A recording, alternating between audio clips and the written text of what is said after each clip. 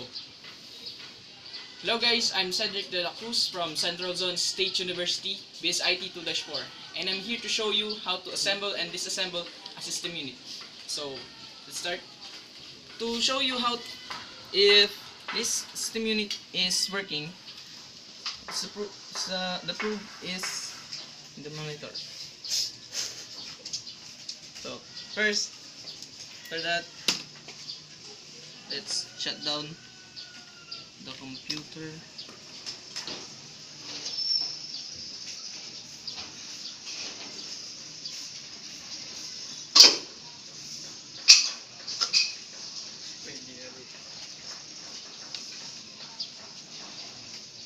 Then, so let's start. First, beware of the shock, the AVR. Plug it out. Next is move all the ports, the sockets, the back of the CPU. USB from the USB ports, VGA cable, power cord. Okay. Then let's start.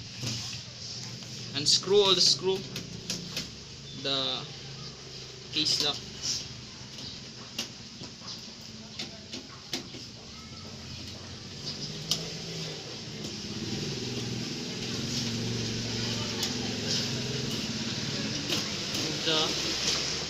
Remove the case. First thing we should do is to remove all the cables connected from power supply to the motherboard. First is the main cable.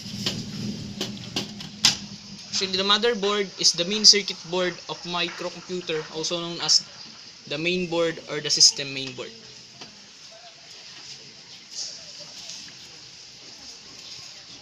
The cable, the switch,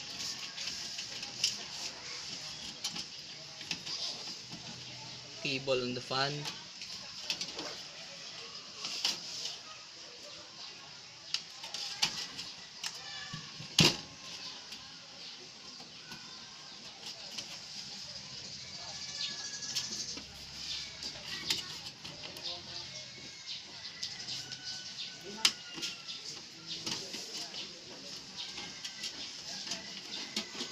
last is the SATA cable, SATA cord.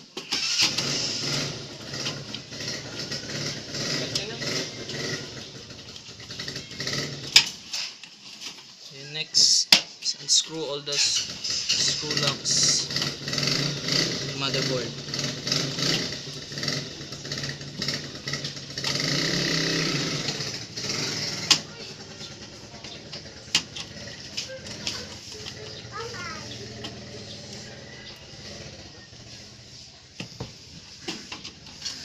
The motherboard. This is the motherboard. I forgot. Hard drive. The hard drive is the storage data of the programs and the principal storage device for the most or almost the PCs.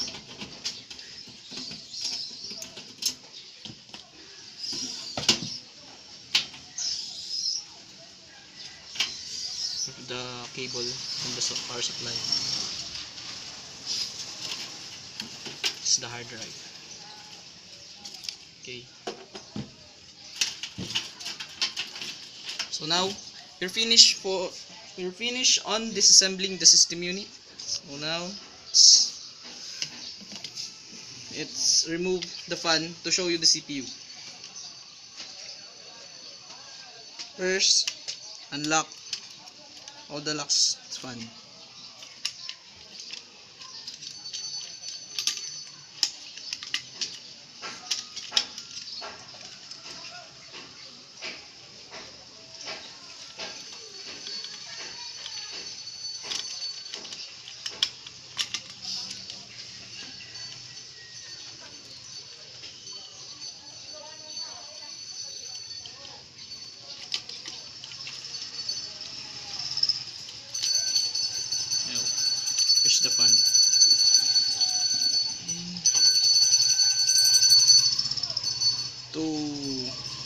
get the CPU. The lock is push and turn slightly to the left. And the CPU, or the main processor, is a central electronic chip that determines the processing power of a computer. So here's the CPU. The last is the RAM, or the memory. The RAM, or the memory, is the part of computer that temporarily stores applications, documents, and system operating infos. Here's the RAM. Finally, we're finished on disassembling the system unit. So let's start assembling it and check if it's still running. First, the CPU.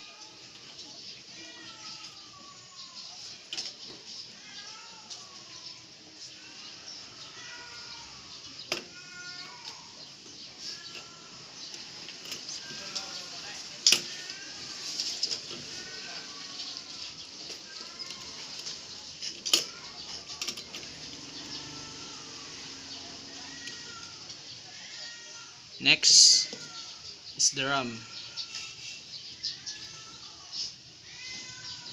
Touch carefully on in here.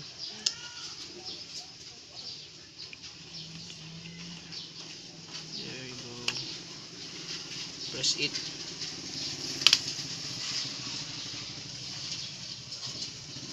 And okay. Next is the fan.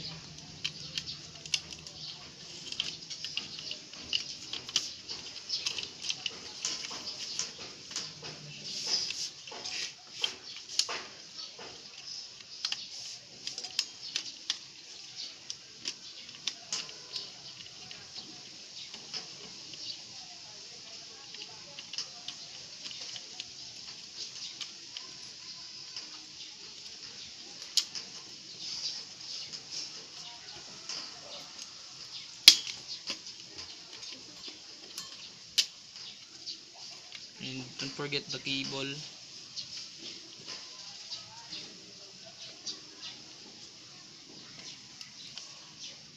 Now finish. It's not finished. Turn the motherboard na case.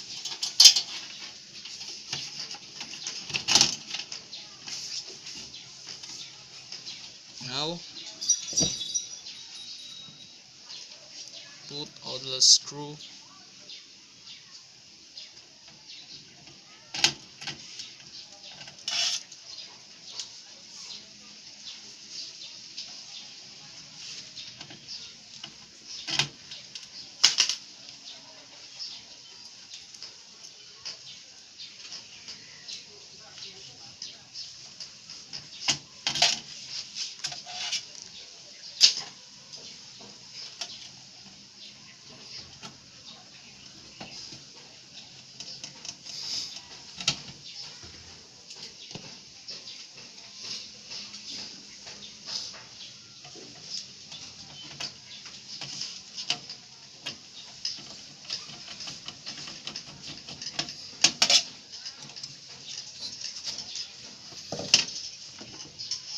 Like we do late.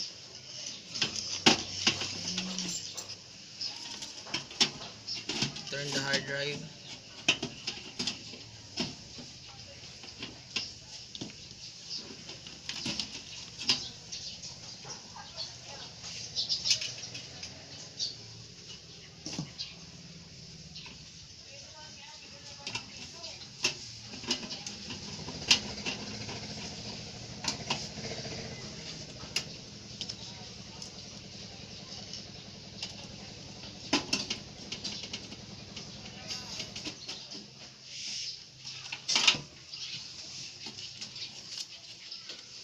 Put the sockets.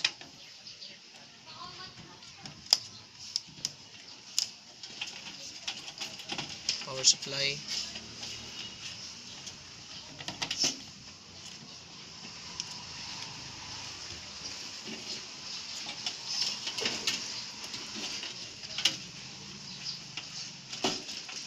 Power supply for the hard drive.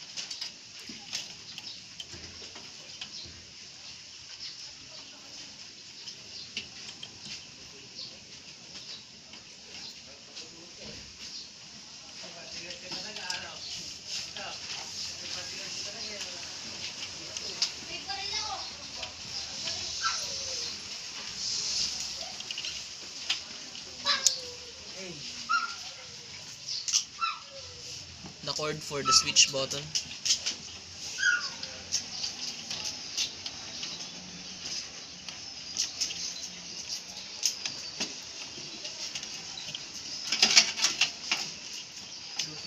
The cable for the fan.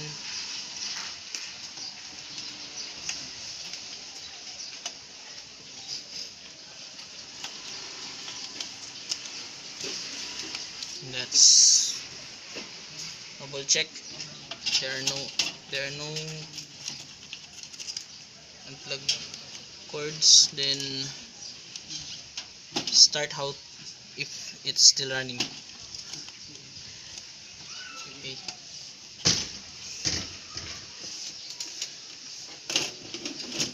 Place keys.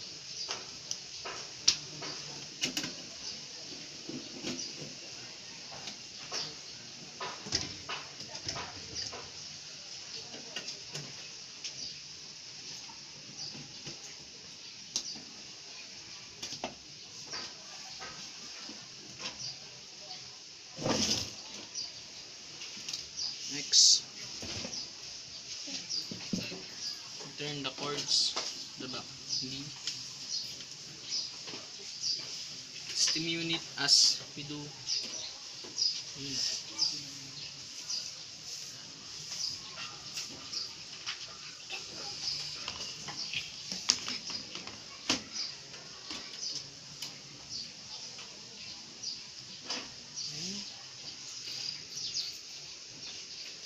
Plug in the AVR for the power and turn it on.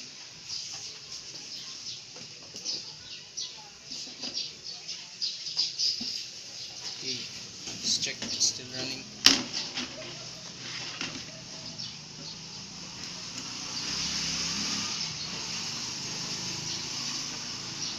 Here.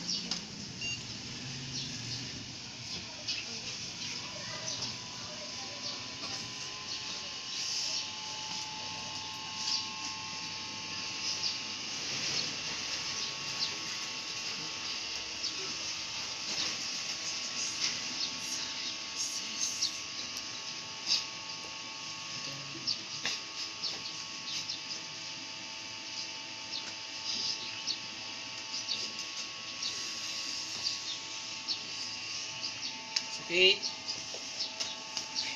we're done. So thank you for watching my tutorial. I'm Cedric. Thank you for watching.